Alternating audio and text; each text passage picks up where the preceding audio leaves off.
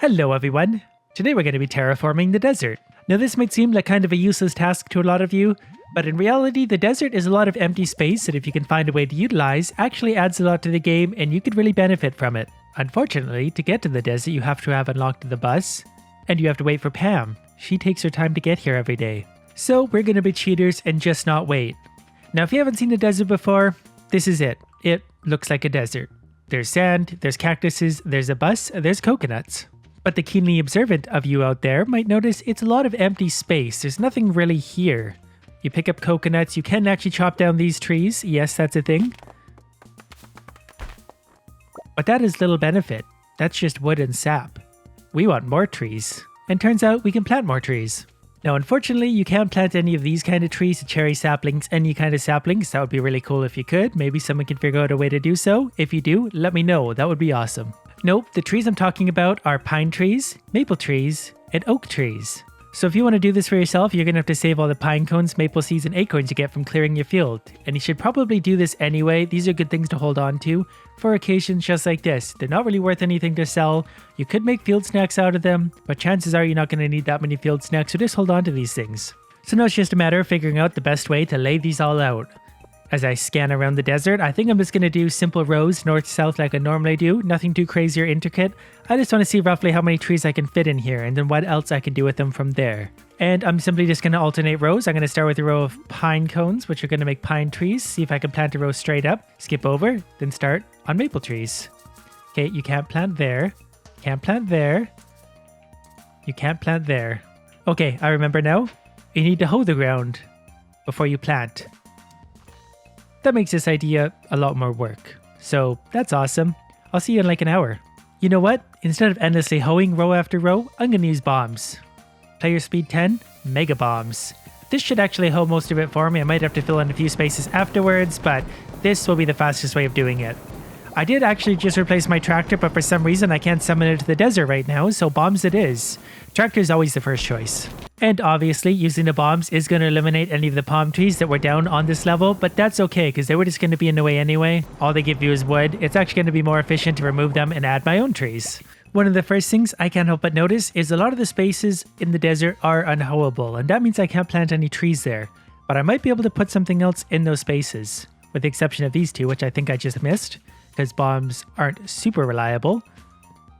Okay, those spots are unhoeable. So I'm going to have rows of trees with intermittent breaks in them. Not the end of the world, like I said. I'm going to try and find something to put in those. This will be a beautiful forest by the time I'm done with it. If you've ever wondered what a bunch of planted trees in a desert looks like, it's something like this. I did screw up the rows a few times here and there. Not the end of the world. I'm still going to get lots of trees, lots of seeds, lots of wood, whatever I want out of this idea. I was a little worried about how I was going to navigate through, but I think there's enough empty spaces everywhere I can do it. Plus, there's already this path by default that's going to lead me straight to Sandy's store if I need to go there. And if I have to remove a tree to get to Skull Cavern, I can just do that. That's not the end of the world. Now, it's just a matter of waiting for these trees to grow. Shouldn't be too long. And then we're going to figure out what else we can do with these empty spaces. And hopefully these do actually grow and don't just sit here and do nothing for eternity. I think 14 days, 2 weeks for the trees to grow. We'll start with that. 2 weeks later, it is about the middle of summer. Not that that makes any difference. We're going to the desert. This actually looks pretty cool. Not really sure why the trees are growing the way they do. I know with other trees, they need the surrounding spaces to be clear before they'll grow. But these ones shouldn't have that issue. They can grow side by side as far as I know, given enough time. I might just need a little more time. For example, this is a full-grown tree. This one is still just a seed. The palm trees did grow back. That's not the end of the world. That's fine. I really like the way this looks somehow, though. I'm going to have trees in the desert all the time now. This is awesome. But obviously, we need a few more days, so we're going to give it just that. Now that I look at it, though, it probably would have been easier to fill the empty spaces before the trees grew, because they're going to be really hard to find after this. But whatever, we'll make that work. For now, we're going to wait until the trees are grown, then deal with it. We're just going to straight go another 2 weeks to the 1st of fall. I wonder if the trees are going to change appearance now that it's fall. One way to find out, I don't think the desert ever changes. Hello, slime. So we'll see what it actually looks like. The desert's always just the desert. No weather, no seasons. The trees definitely did change color. Some of them still aren't grown, but most of them are. And this is starting to look really, really cool. The desert colors are nice. You can tell trees weren't really supposed to be here because things like the dinosaur bones are kind of sticking through them. So I didn't really expect this to happen. But I happened, so cool results. I'm also not sure if the trees can multiply by themselves. I forgot about that. I didn't really consider it because normally trees on your farm can drop their seeds and multiply themselves. I don't think that's going to be a problem here, but there are cactuses in my way.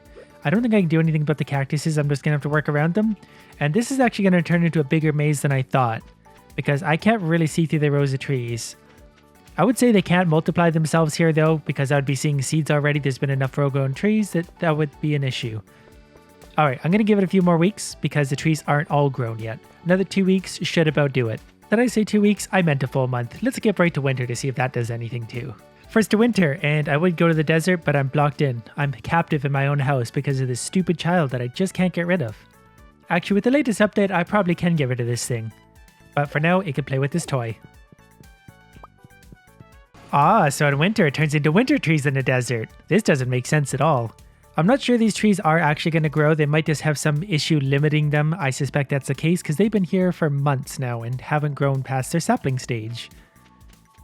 But we can start adding tappers to these trees. I think that's going to be the best use for these. Let's see how many of these we can add tappers to. See how much money we get for the stuff they produce.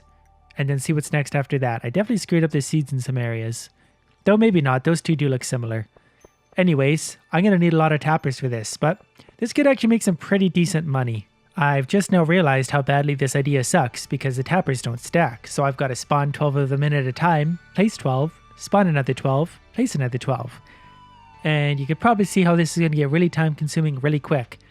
So hopefully this is worth it. It's got to be some decent money, otherwise this is absolutely wasting my time. This is going to be an imperfect process because I can't see through the trees, so this is going to be something of an estimate. I'll get most of them, obviously 90-95% of them, but results may vary. One thing I have come to realize as I'm placing all these is that the trees actually won't grow to maturity if they're side by side. They generally have a space in between them. They get a sapling in between them, but won't go to the full-size trees.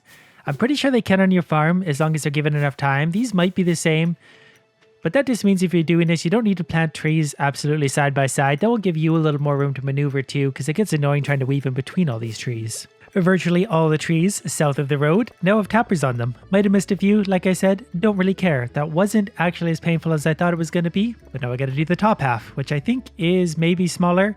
It might actually be bigger. Whatever the case, I'll see you in another hour. I also just realized, interestingly, that you could put tappers on the palm trees that are here. I'm not sure what those give you, but we'll find out when we come to collect the tappers for the rest of these. Well, just like that, my task is more or less complete. Now it's just a matter of waiting. Hopefully these do actually produce something, being that they're in the desert. I think they will. I've never had a problem with tappers on trees outside the farm. So we'll see. I don't know how long they take, so we're just going to wait whatever a week and hope for the best. So, days to skip. 7. Success. Look at all the treasure we have. Every one of these trees has produced me something worthwhile, and they're going to stack. All I got to do is run past and pick them all. This is a cool idea. All right, well, whoops. Now my task is just going to be running up and down the rows of trees, collecting sap. So I'll skip you all the boring part, and I'll see you at the end, and we'll take account of how many we actually have. Ladies and gentlemen, I think I've completed my gathering task. We're up to 98 maple syrups, 106 oak resins, and 112 pine tars. That's a total of about 300, 100 each. Not too bad. I did pick up 9 wood, 2 cacti, and 1 cactus fruit along the way. Excuse me, a coconut. We're going to get rid of all those because I don't care about those. So let's go see what these are worth. We'll throw them in the bin, get a value overnight to see how much money the desert produces us. Also, if you're wondering how regularly these produce, apparently it actually varies. The pine tar, which comes from pine trees, takes 4 to 5 days. The oak resin, which comes from oak trees, takes 6 to 7 days. And maple syrup from maple trees takes 7 to 8 days. So they vary in how long they're going to take. That might be a factor if you're going to do this for yourself as to what you want to use. The pine tar obviously is the quickest, but the value might reflect that. One way to find out though. Anyways, a varying amount of trees, roughly 100 each, gives you a total of 60,000 gold. That's really actually pretty good money considering you could do that once a week. So that's 60,000 gold a week. That's the equivalent basically of a greenhouse full of ancient fruit. Not quite as good, but depending on what you were doing with it all, the values do change. But they're all pretty much relative to each other. The oak resin was worth 5,000 more than the pine tar, and maple syrup about 5,000 more than the oak resin. So it's all relative. But then you also get a ton of each of these. These can be used to further craft other valuable ingredients. So you can have a ton of these, harvest these for the course of over 2 weeks, and you're going to have more than enough of these to do everything you ever want to. 60,000 gold for one desert full of trees. Obviously, you're going to have to make about 300 tappers to do so. That's actually not that bad though. The tappers are fairly easy to make. You can make them fairly early in the game. All you need is forging level 3, I believe. 40 wood, 2 copper bars. Well, you're going to get a lot of wood along the way because it comes from almost any task you do. Your field is full of it continuously. Copper bars, 2 each. That's easy. You're going to get tons of copper. Same thing. You get copper pretty much everywhere. Spend any amount of time in the mines, copper, smelt it into copper bars. Emily not included. What's on the agenda today, dear? I should ask you that. What exactly are you doing with your productive day? Now there's only one question left to answer. And that is what all these trees, tappers, their ingredients are worth should I blow them all up with bombs. For example, if I place a row of bombs up this strip, the whole everything blows up. I get a lot of wood, a lot of sap, a lot of hardwood thanks to my perks, and I lost a whole bunch into the pond.